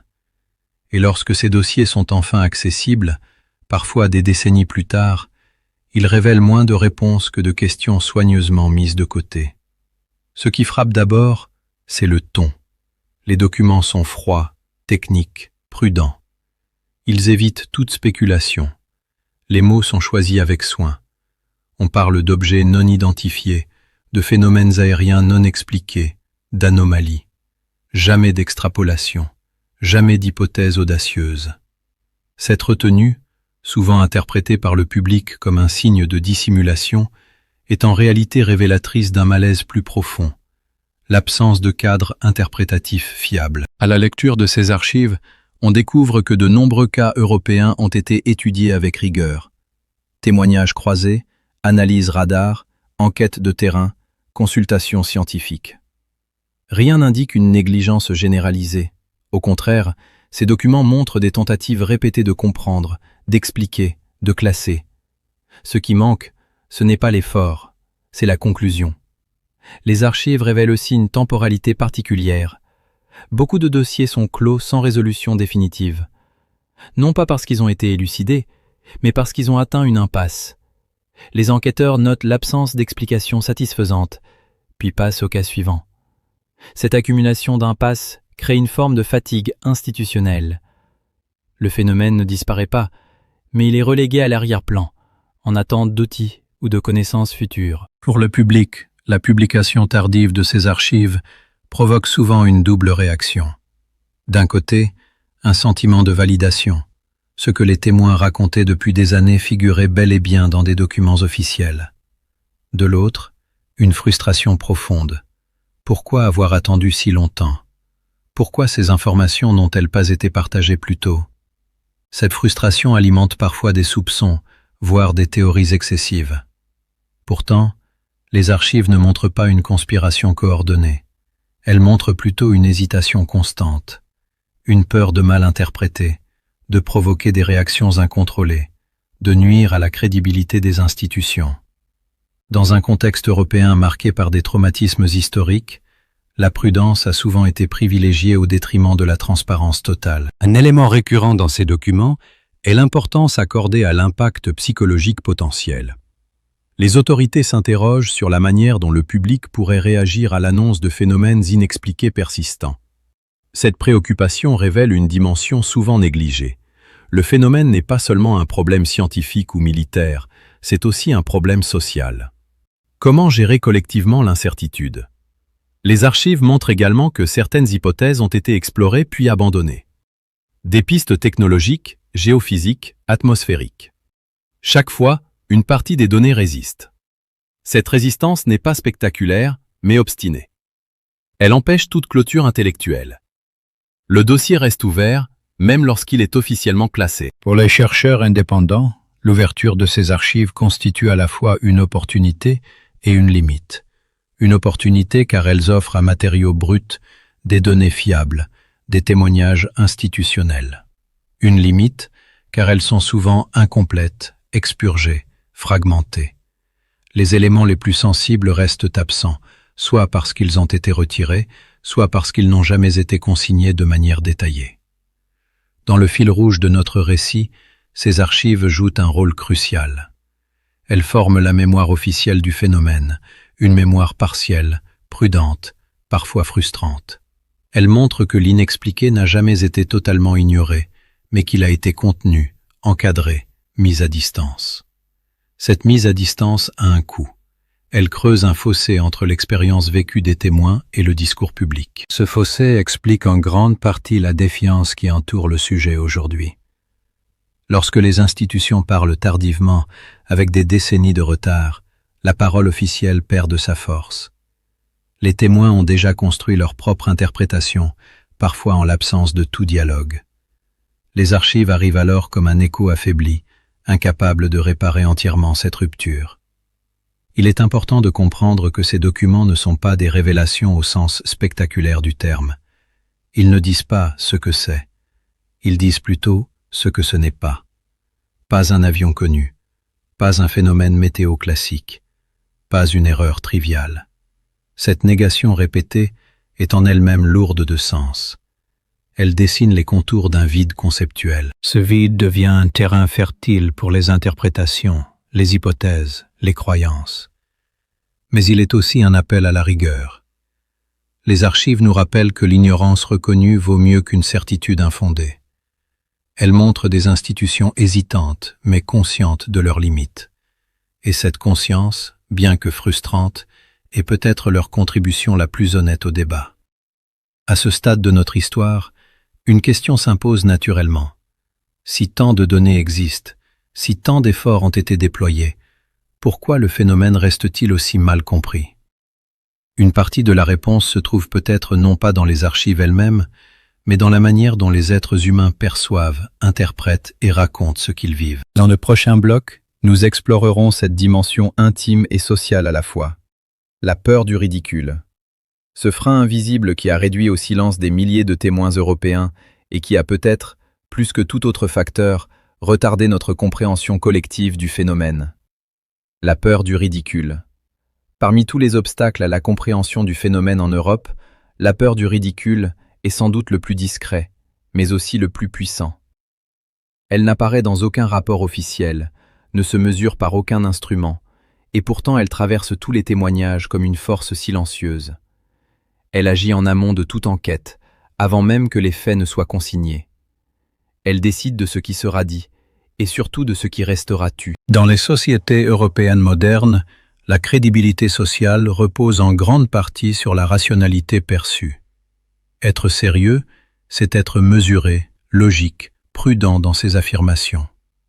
Dans ce contexte, raconter une expérience inexpliquée revient souvent à prendre un risque symbolique.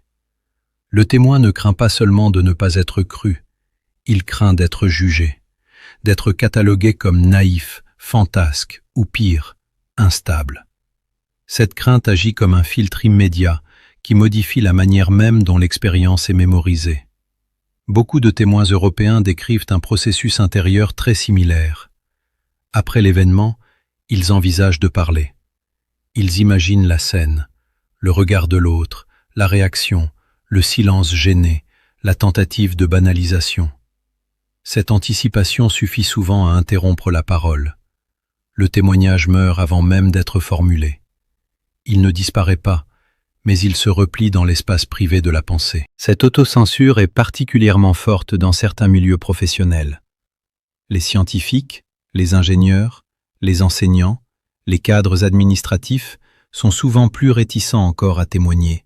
Leur identité sociale est étroitement liée à leur crédibilité intellectuelle.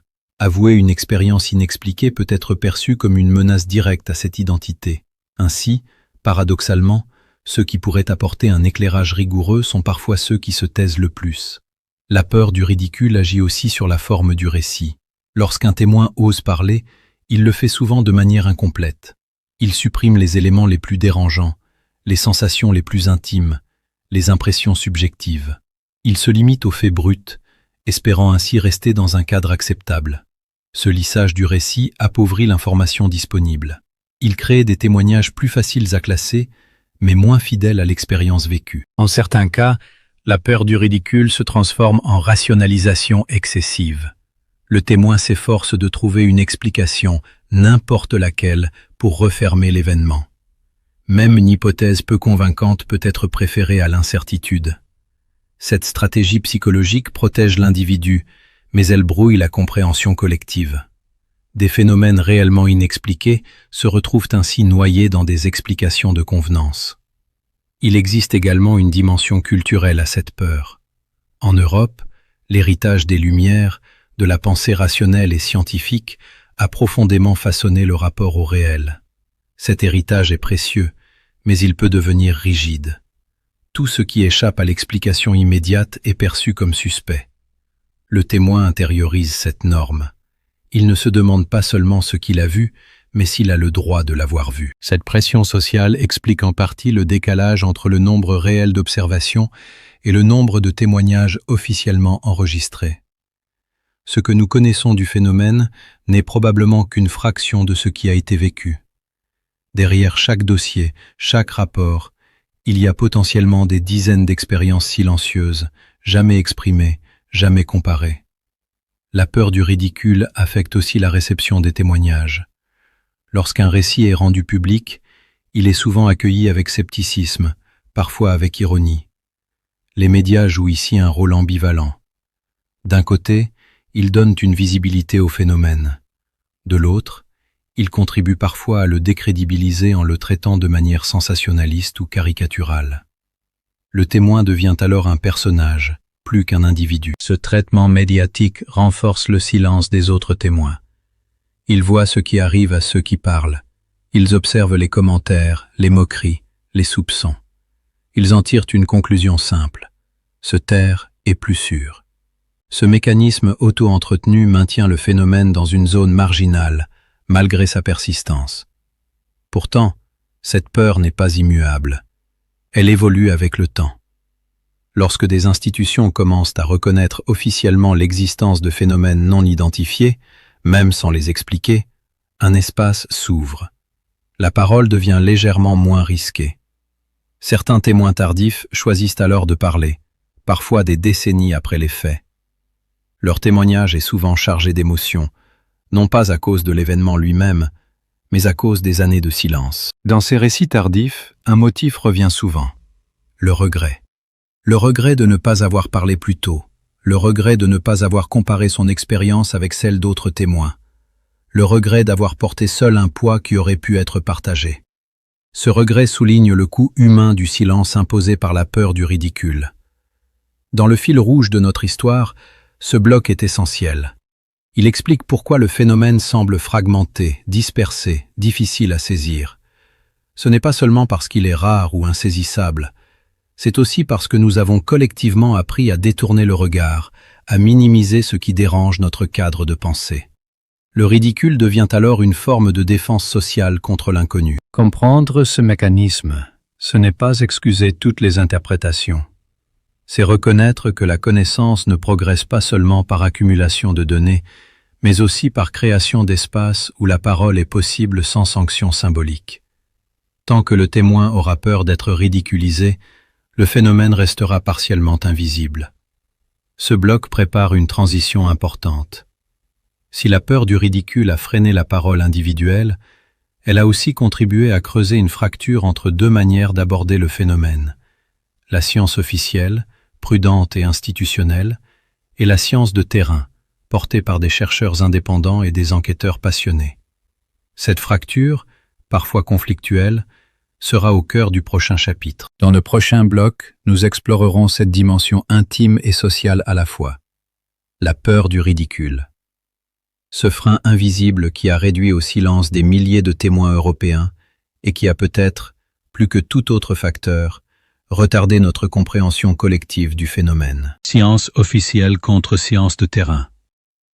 À mesure que les témoignages s'accumulent et que les archives s'ouvrent partiellement, une ligne de fracture devient de plus en plus visible en Europe, celle qui sépare la science officielle de la science de terrain.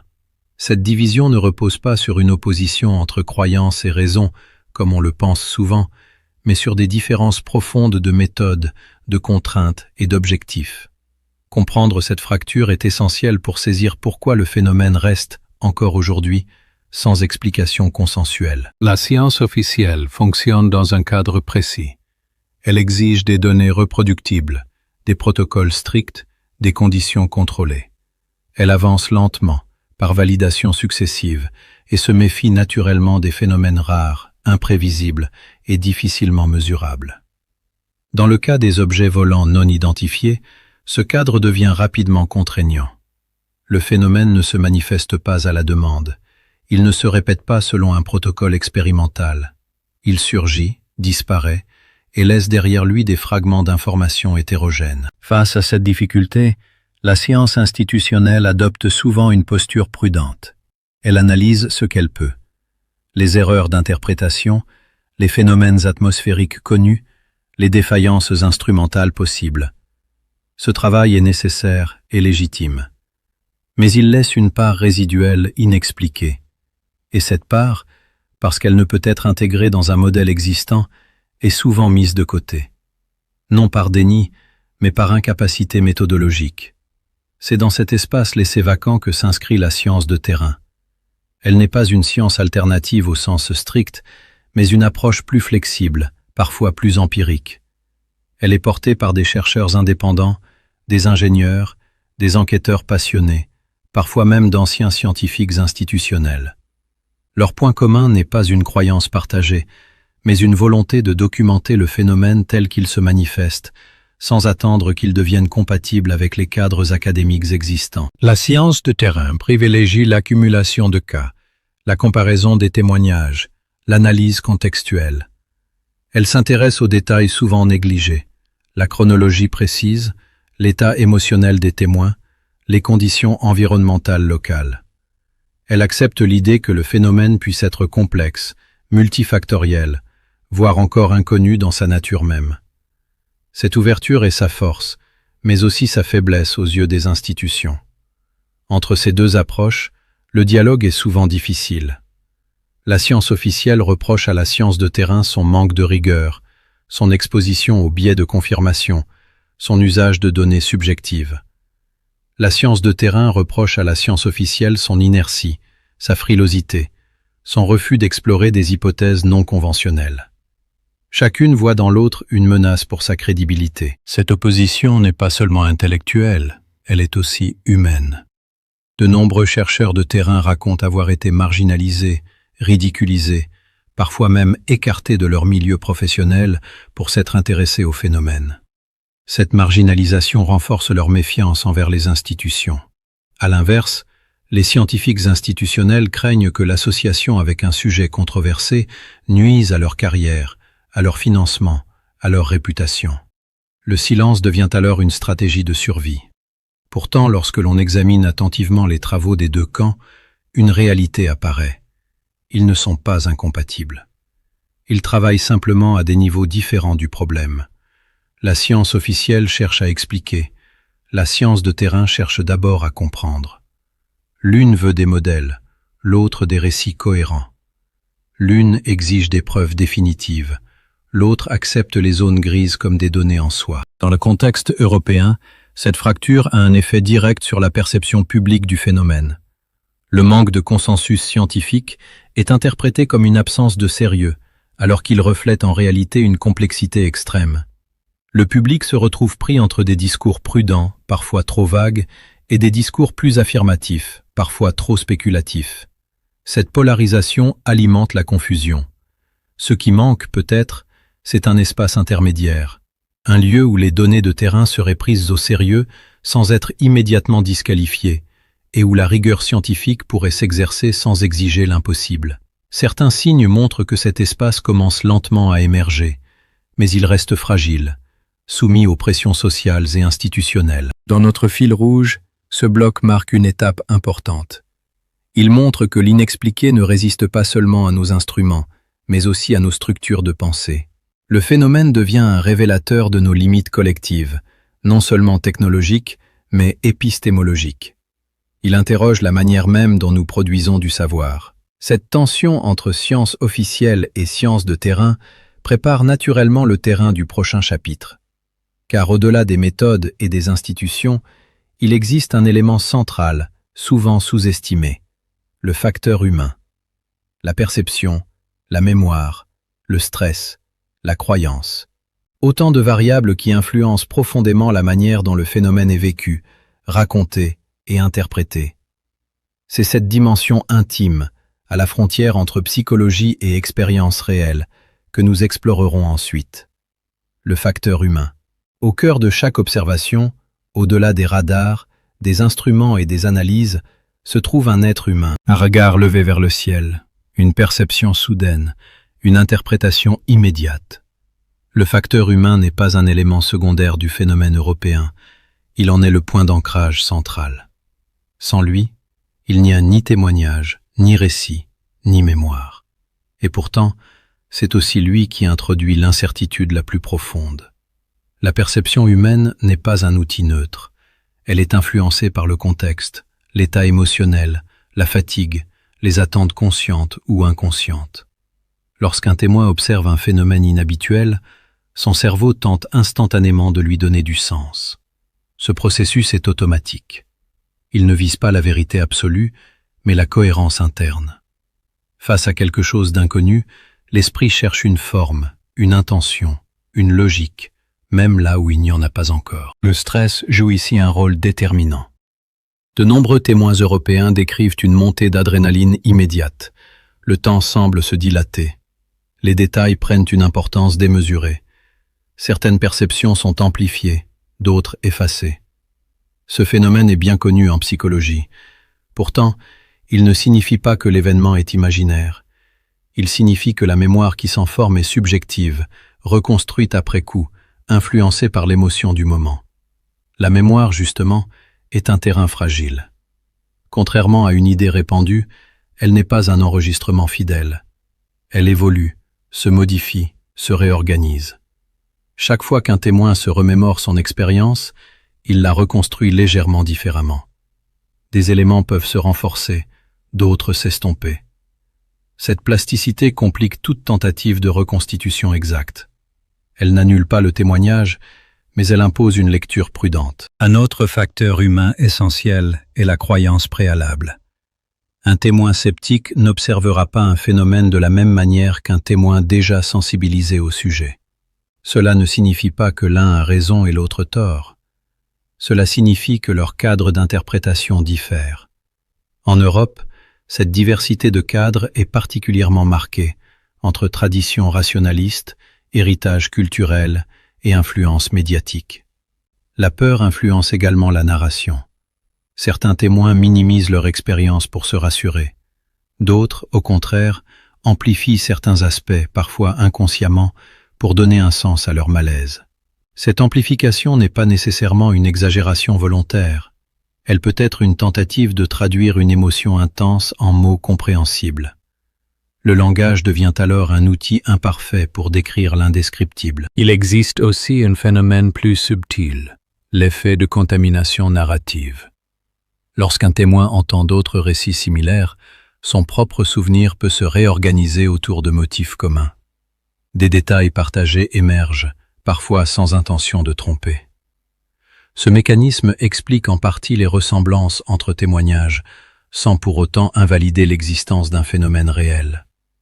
Il montre simplement que l'humain est un être social, dont la mémoire se nourrit des récits environnants.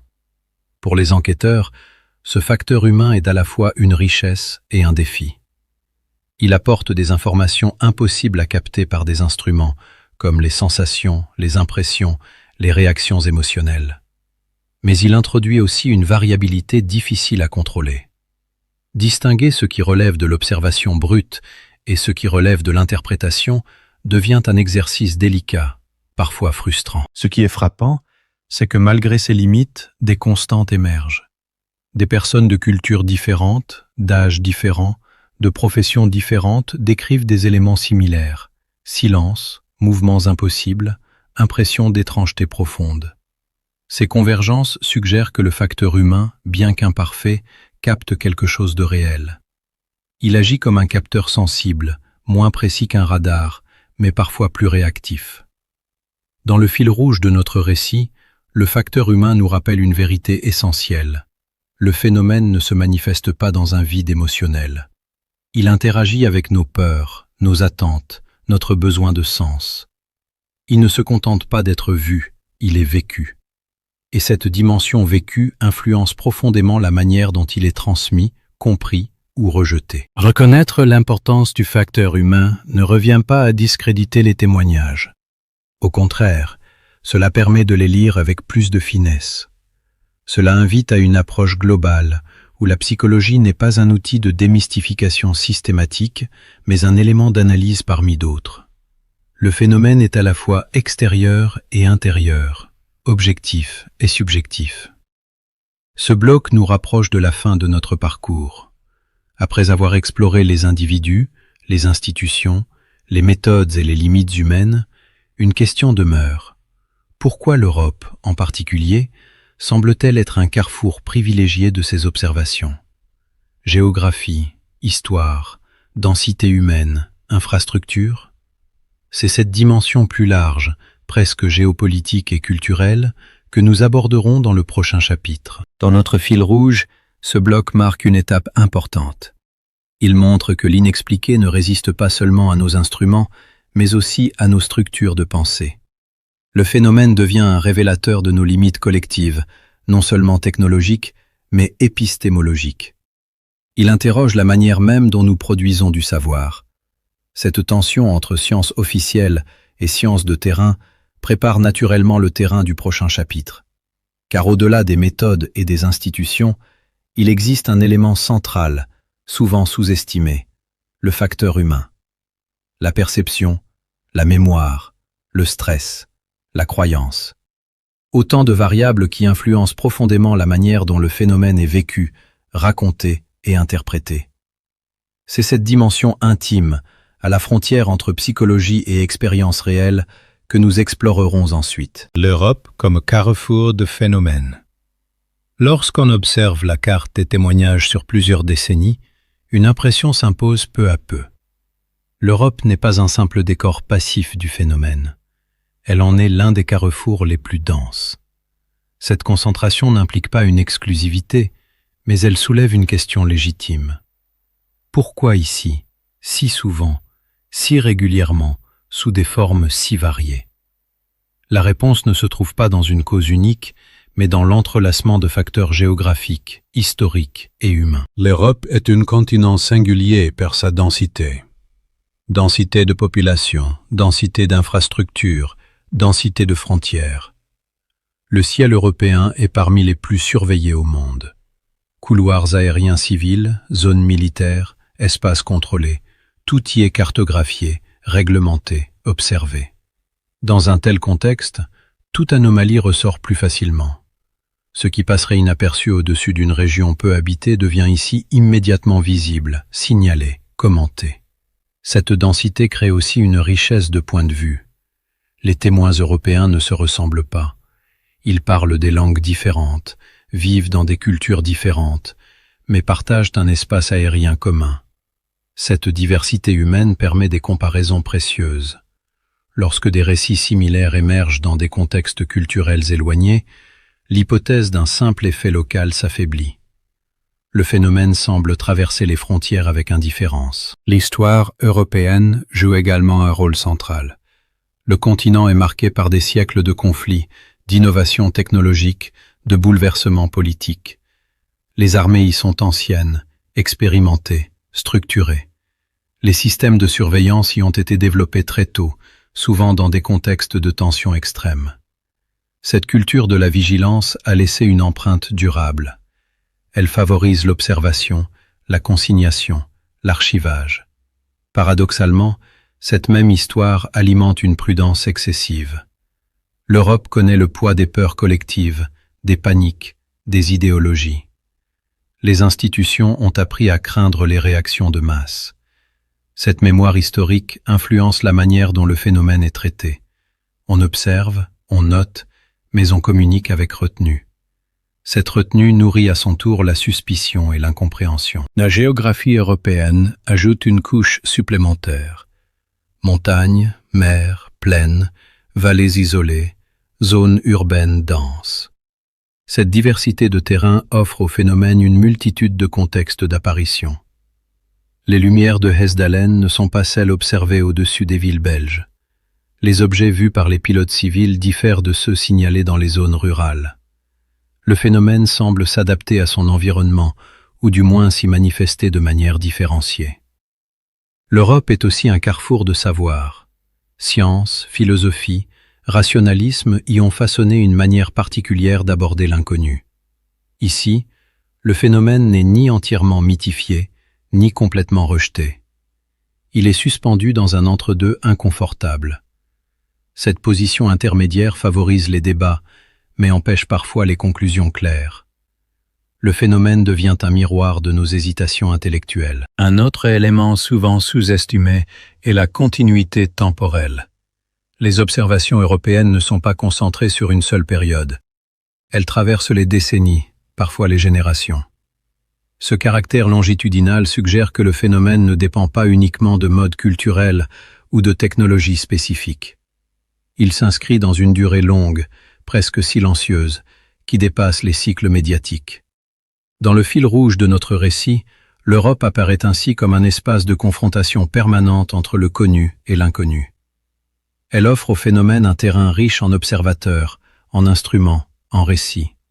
Et pourtant, malgré cette richesse, aucune synthèse définitive n'émerge.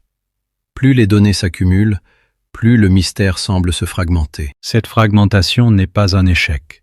Elle est peut-être un indice. Le phénomène ne se laisse pas enfermer dans une seule grille de lecture. Il résiste aux frontières disciplinaires comme aux frontières géographiques. L'Europe, par sa complexité même, révèle cette résistance avec une clarté particulière. Ce constat prépare naturellement l'étape suivante de notre parcours.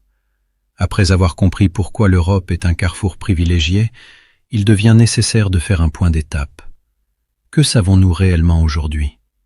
Non pas ce que nous croyons, non pas ce que nous espérons, mais ce que les faits, les témoignages et les données permettent d'affirmer sans extrapolation. C'est cette synthèse prudente, à la fois lucide et ouverte, que nous aborderons dans le prochain bloc, en revenant sur les zones d'ombre persistantes, les hypothèses sérieuses et les questions qui, malgré tout ce parcours, restent encore sans réponse. Ce que l'on sait vraiment aujourd'hui. Après avoir traversé les témoignages, les archives, les silences et les conflits d'interprétation, une question s'impose avec insistance. Que savons-nous réellement aujourd'hui des phénomènes aériens non identifiés au-dessus de l'Europe? La réponse est moins spectaculaire qu'on ne l'imagine, mais elle est plus solide qu'il n'y paraît. Elle repose non pas sur des certitudes, mais sur des constats robustes, difficiles à écarter sans mauvaise foi. Premièrement, le phénomène existe en tant que catégorie résiduelle sérieuse. Il ne s'agit pas d'un mythe unique, ni d'une construction culturelle homogène. Les données européennes montrent qu'un certain nombre d'observations ne trouvent pas d'explication satisfaisante dans l'état actuel des connaissances. Cette conclusion ne repose pas sur des récits isolés, mais sur des cas étudiés, parfois recoupés, parfois documentés par des instruments, parfois validés par des institutions elles-mêmes prudentes. Deuxièmement, ce phénomène n'est pas monolithique. Il ne présente pas un comportement unique, une forme stable ou une logique simple. Au contraire, il se manifeste de manière fragmentée. Lumière, objets structurés, anomalies radar, effets environnementaux, interactions perçues. Cette diversité est l'un des principaux obstacles à toute explication globale. Elle suggère soit une pluralité de causes, soit un phénomène complexe que nous n'avons pas encore les outils conceptuels pour unifier. Troisièmement, aucune hypothèse dominante ne s'impose de manière décisive. Les explications conventionnelles permettent d'élucider une grande partie des cas, mais pas tous. Les hypothèses plus audacieuses, quant à elles, manquent de preuves directes. Nous sommes dans une zone intermédiaire inconfortable, où l'honnêteté intellectuelle impose de reconnaître à la fois ce que nous savons et ce que nous ignorons. Ce que l'on sait aussi, c'est que le phénomène ne manifeste pas de comportement clairement hostile en Europe. Malgré la peur qu'il suscite, malgré les perturbations psychologiques qu'il provoque, aucune intention agressive cohérente n'a été démontrée. Cette absence d'hostilité n'est pas une preuve de bienveillance, mais elle constitue un fait important. Elle distingue le phénomène de nombreuses menaces conventionnelles. Un autre point essentiel concerne l'évolution du regard institutionnel. Lentement, très lentement, le discours officiel change. Sans adopter de conclusions définitives, certaines autorités reconnaissent désormais publiquement l'existence d'événements non expliqués. Cette reconnaissance ne valide aucune hypothèse spectaculaire, mais elle marque un tournant culturel.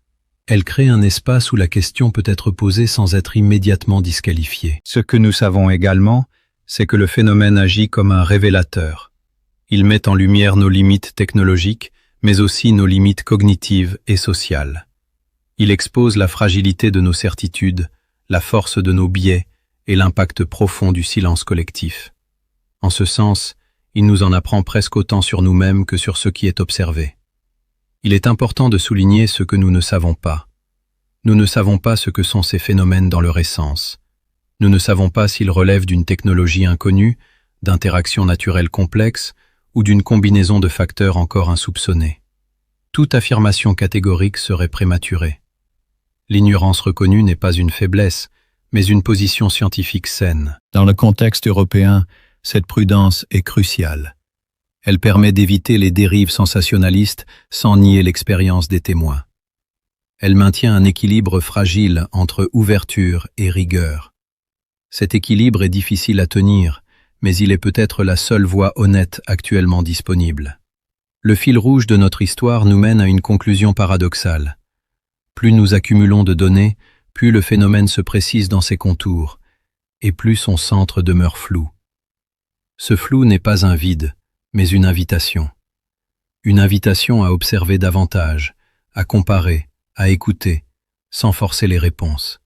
Aujourd'hui, ce que l'on sait vraiment, c'est que le phénomène mérite mieux que le ridicule, mieux que le déni, mais aussi mieux que les certitudes faciles. Il exige du temps, de la patience et une forme d'humilité collective. Peut-être que les réponses viendront. Peut-être qu'elles ne viendront pas sous la forme que nous attendons. Ce qui est certain, en revanche, c'est que le ciel européen n'est plus seulement un espace physique. Il est devenu un espace de questionnement.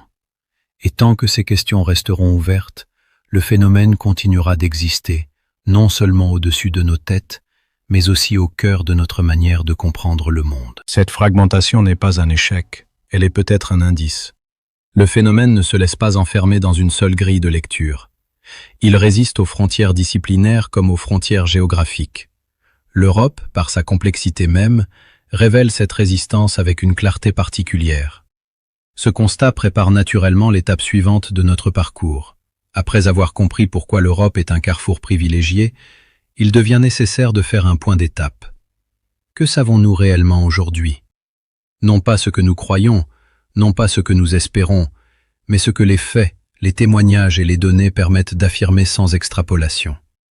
C'est cette synthèse prudente, à la fois lucide et ouverte, que nous aborderons dans le prochain bloc, en revenant sur les zones d'ombre persistantes, les hypothèses sérieuses et les questions qui, malgré tout ce parcours, restent encore sans réponse. Avant de nous quitter, prenez encore un instant pour respirer calmement. Vous venez de parcourir un territoire fait de témoignages sincères, d'archives prudentes et de questions restées ouvertes. Merci d'avoir pris le temps d'écouter, de réfléchir et de vous immerger dans ces récits où le doute n'est pas une faiblesse, mais une porte vers la compréhension. Si cette exploration du ciel européen vous a intrigué, pensez à aimer cette vidéo et à vous abonner à la chaîne si ce n'est pas encore fait. Ensemble, continuons à observer, à questionner et à rester attentifs à ce que l'inexpliqué a encore à nous révéler.